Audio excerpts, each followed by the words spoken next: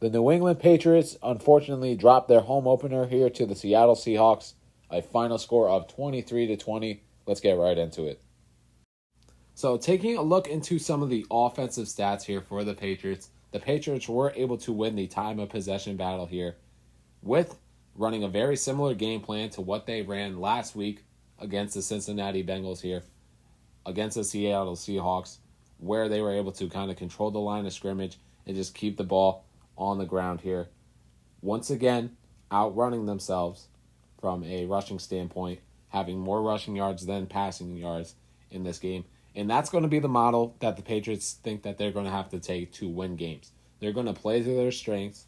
They're going to run behind this offensive line that has had struggles in pass protection here.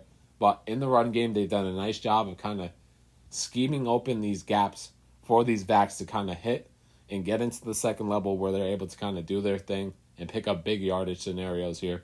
And we kind of saw that a little bit today. Patriots did a real nice job of kind of implementing their zone scheme where Ramondre and Antonio Gibson were able to kind of read where the holes were, whether it's either counter, running like counter plays, or just straight up stretch plays where they were able to get to the outside and kind of pick up some big yardage from that standpoint. The Patriots offensive line is implementing more and more of this stretch zone play where they're pulling their guards or even pulling some of their centers or pulling their center and David Andrews and trying to get these running backs to the boundaries where they can kind of hit those big plays and really have these explosive runs. And that's where the Patriots are probably going to have their majority of their explosive plays this season, just due to their really non-playmakers on the outside. They're going to have explosive plays in this running game, and that's going to be through getting to the outside and really stretching this defense to where they're able to kind of take advantage of how far this defense is stretched apart to where they're able to run up the middle with extreme efficiency. And I would say that that's probably the game plan for the Patriots in trying to implement this zone running scheme, because that's where they're going to get their big plays from. And then when they get those big plays, it's going to soften up the middle for their backs to really take advantage of the expanded defense. And I thought at times that you saw this today, but then in the second half, Seattle really forced the Patriots into passing scenarios by loading the box. And this is something that the Patriots are going to have to overcome. They're going to face a lot of loaded boxes this season, and a lot of teams are going to basically bet against them to win against their man coverage and beat them down the field. And I mean, that's where guys like Tyquan Thornton, Jalen Polk, KJ Osborne are going to have to win. And the Patriots really just aren't well equipped for that. So they're going to have to be extremely efficient on the ground to win these games, or they're eventually going to have to hit some of these deep passing plays that they really run, because right now they have to scheme some of their receivers open because they really do struggle to have these explosive plays in the passing attack. And that's a mixture because the offensive line has struggled in terms of pass protection, and just simply their receivers aren't able to get any separation.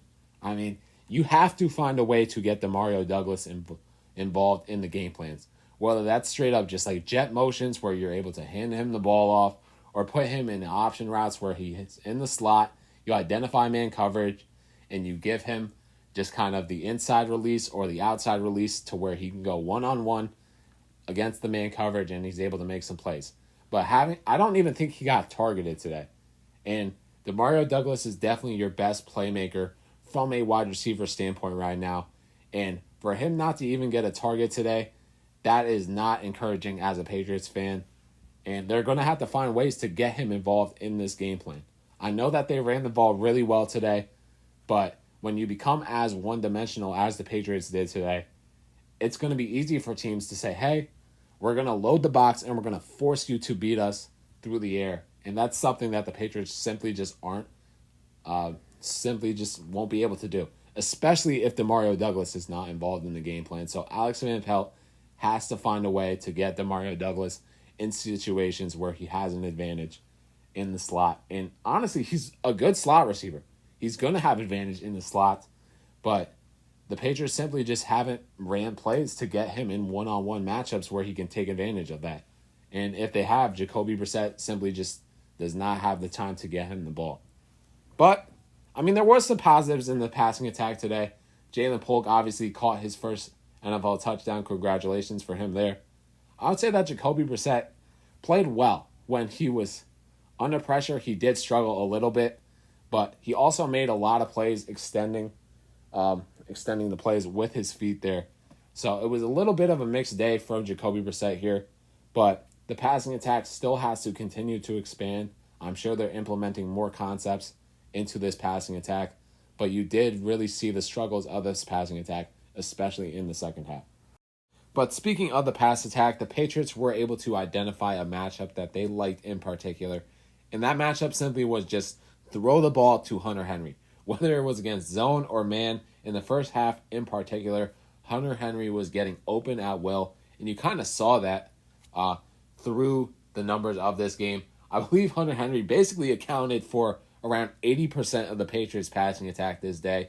Finished with a total of 8 receptions on 12 targets for around 110 receiving yards on the day. And Hunter Henry balled out today. Him and Jacoby Brissett have a real good reform, especially in this kind of Cleveland set that Alex Van Pelt likes to run, where you're going to be seeing a lot of 12 personnel, multiple tight ends on the field. The tight ends are going to be involved, and it's good to see that Hunter Henry and Jacoby Brissett have already kind of hit it off in terms of that connection. Austin Hooper's only going to get more involved as the season continues to carry on. But that's going to be the strength of this Patriots passing attack, is throwing to the tight ends, because they simply just don't have the playmakers on the outside right now from a receiver standpoint to make big plays and honestly just make plays in general that are going to extend these drives. No one's getting open. There's not enough separation. And you really saw that today.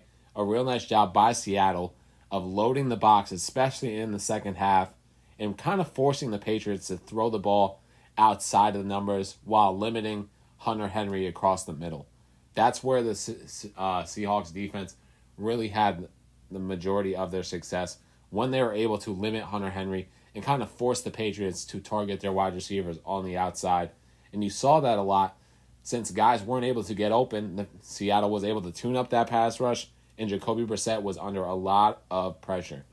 And I wanted to talk about this drive in particular. One, because it did have an extreme positive when Antonio Gibson breaking off that big run where he broke that tackle from Mefu. But the Patriots were in prime position here, up by 3. I believe it was 20-17 at that point, with around 5 minutes left after draining 4 minutes of clock through good running attack. The Patriots were unfortunately met with I believe it was a 3rd and 8 from probably somewhere on Seattle's 30-35, or even maybe high 20s. But Jacoby Brissett took a really bad sack that resulted in a 4th and 15, which ended up bringing the field goal team out for around a 48-yard field goal, and they actually ended up getting the field goal blocked. But it was a really bad sack there, and the offensive line had to do a better job of giving Jacoby Brissett more time. But Jacoby Brissett, you got to throw that ball away or just put it in the area of a receiver where you're not going to get called for grounding. But you have to get rid of that football, because exactly what happens after that field goal gets blocked, because Joey Slye probably has to lower the trajectory of his kick, which is still no real excuse. I mean, it's only a 48-yard field goal. You really shouldn't be shifting your kick that much from that range, I would imagine. But Seattle, unfortunately, does come away with a blocked field goal, then drives down the field to tie up the game there. But if the Patriots kick that field goal and hit on that field goal, say Jacoby Brissett is able to throw that ball away, they get 3 points, and Joey Slye makes that field goal, Seattle has to go down the field for a touchdown instead of a field goal to win the game, or at least tie it, which is a huge scenario change compared to what they had to do and just going down there to get the field goal to tie the game up there. And from there on, the Patriots offense really just did not look good whatsoever, did not look in sync, and Seattle's defense really took over the game from that sack and that point on. So moving over to the defensive side of the ball here, I thought that the Patriots defense made enough plays for them to win this game, and unfortunately the shortcomings of the offense ultimately ended up costing them this game. However, with that being said, the Patriots defense had a chance to put this game on ice later in the game towards the end of regulation, and they were unable to stop Seattle from kicking a game-tying field goal there. But you really saw a lot of a chess match between the Patriots offense or the Patriots defense and Seattle's offense with the no huddle, or at least the quick tempo approach that Seattle took against this Patriots defense. And that's really where Seattle kind of had their big play of the game there. It was when they went to that no huddle approach and the really kind of threw the Patriots off. A little bit of a curveball there by Seattle, hitting DK on that big play. The Fox broadcast did a real nice job of covering it. I believe it was Kyle Duggar and Christian Gonzalez kind of had a little bit of a confusion of switching from man to zone between one another, and DK was able to run free from that. But a real nice job by the Patriots coaching staff and the Patriots defense from that point on, and kind of adjusting to that game plan by Seattle.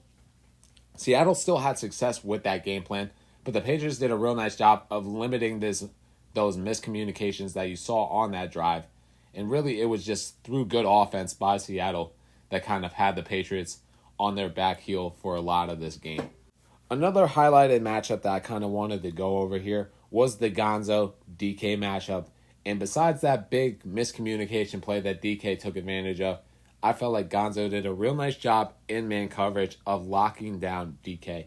The only big play I can really think of that DK had after that miscommunication play against Gonzo in man coverage was kind of that comeback route that Geno really kind of extended the play for. And I wouldn't even hold that against Gonzo. The pass rush simply just didn't get home, and Geno Smith was able to kind of extend the play. And you can only cover DK for so much amount of time. DK is just too good of an athlete to not get open at a certain point in time. But Gonzo did a real nice job today in man coverage when he was matched up against DK Metcalf. Very similar to what he's done to Jamar Chase and a number of other elite wide receivers in this league whenever he's been on the field so far. Has really kind of played that lockdown corner role and really held his own. And when the Patriots have that lockdown corner, it allows them to kind of play that team defense that they would like to see. And unfortunately, today it wasn't enough, but it's still another recipe for if they're able to take away the other team's best receiver threat, that's a matchup that this Patriots defense is going to like. So great signs from Gonzo there. And hopefully, going forward, the Patriots defense is going to be able to take more of an advantage by limiting the rest of whoever's offense they're going apart from. Seattle has a very talented offense. I mean, their second wide receiver, Tyler Lockett, Jackson Smith-Njigba had himself a great day. And that was all without dealing with their star running back in Kenneth Walker. So imagine if Seattle is fully healthy. I mean, this Patriots defense did a pretty solid job with what they were given against today. And they did catch a little bit of a break with no Kenneth Walker. But still, I think that Gonzo did a real nice job against DK. And besides that one big play, did a real nice job of kind of limiting the success of DK in this game. So lastly here, I wanted to kind of talk about the Patriots pass rush a little bit. They were able to get Holmes at time today. I know Keion White had himself another sack and a half, bringing his tally up to 4 sacks on the season. But besides Keion White, I haven't seen a lot of pressures from the rest of this defensive line so far through the first 2 games. And that's a little concerning because the Patriots, to me, have not been blitzing a lot. And when you're not getting pressure with 4, you're giving the opposing quarterbacks a lot of time. And I felt like that was an example of what was going on today very often. You asked guys like Jonathan Jones and Marcus Jones to cover for a long time. And when you're playing zone, it's going to be easy pickings for a quarterback when they have all day to throw to dissect the zone coverage here. So really, the keys to success for me is when the Patriots are playing zone, they have to send pressure. They're going to have to send more than 4 and try and rev up this pressure against some of these opposing quarterbacks because Geno Smith had a lot of time to throw today. And that's where you saw him able to take advantage of a guy like Marcus Jones who had to cover a long time today. And Jackson Smith-Njigba had himself a day against his Patriots defense. I believe he had like 11 receptions on the day. And DeMarcus Covington might have to start revving up the blitz packages a little more if the Patriots aren't able to get pressure on the quarterback with 4. And outside of Keon White, I really haven't seen that secondary pass rusher kind of step up here. You're looking for a guy like Dietrich Wise, who did have a nice pressure today and was able to kind of prevent a big play by kind of getting his arm on the arm of Geno Smith. But guys like Josh Uche, O'Shea Ximines, they're going to have to step up and get pressure on the quarterback here. Guys like Daniel Quale as well, getting some interior pressure along with Keon White. Guys are going to have to try and step up here because going up against the gauntlet of quarterbacks that the Patriots have this season, if they're rushing 4 and not setting pressure and allowing these quarterbacks to kind of just dissect their defense, this defense is not going to be given the chance, or at least the secondary will not be given the chance to have success. And I felt like they've done a solid job so far, even though they've kind of had to climb a little bit of an uphill battle with not getting a lot of pressure from the defensive line. So I'm interested to see how DeMarcus Covington starts to substitute some potential blitz packages and try and rev up the pressure against these opposing quarterbacks, because I still think that the Patriots just want to line up and play man coverage, but they're not going to be able to do that when they're not getting pressure on the quarterback with 4. So they're going to have to start blitzing more because, quarterbacks are just going to be tearing them apart. All right, everyone. That wraps up my thoughts on the Patriots' loss to Seattle. I feel like this is a building block game here for the Patriots. They had positive aspects on both sides of the ball. Unfortunately, Jawan Bentley does go down. That's a big loss. You saw a lot more of Raekwon McMillan as well. But a lot of building blocks in play here for the Patriots. They competed well. I felt like the coaching staff did a real nice job of kind of making adjustments and taking some punches from the opposing teams. It's going to be interesting to see how this team responds on a short week and if they could potentially go into New York and pull off an upset against the Aaron Rodgers-led Jets. So we'll see what ends up happening. Let me know your thoughts in the comments below. And once again, thank you so much for watching.